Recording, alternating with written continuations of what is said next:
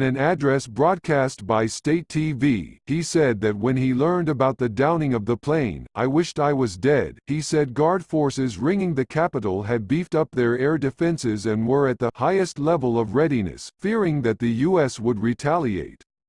He said an officer made the bad decision to open fire on the plane after mistaking it for a cruise missile. Iran's supreme leader, Ayatollah Ali Khamenei, expressed his deep sympathy to the families of the victims and called on the armed forces to pursue probable shortcomings and guilt in the painful incident.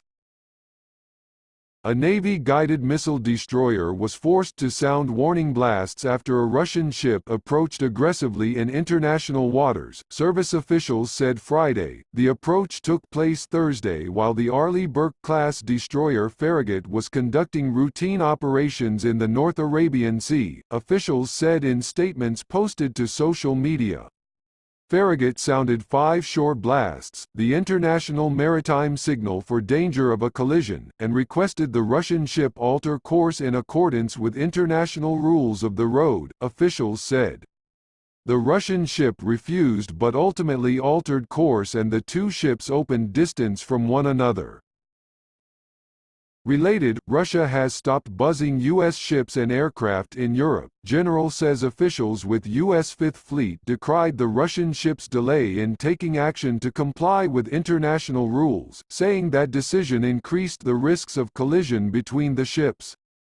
U.S. Naval Forces Central Command officials did not immediately respond to questions about how close the two ships came. The U.S. Navy continues to remain vigilant and is trained to act in a professional manner, officials said. Russia has a history of close calls and harassing actions near U.S. ships underway. Russian aircraft in particular have frequently buzzed U.S.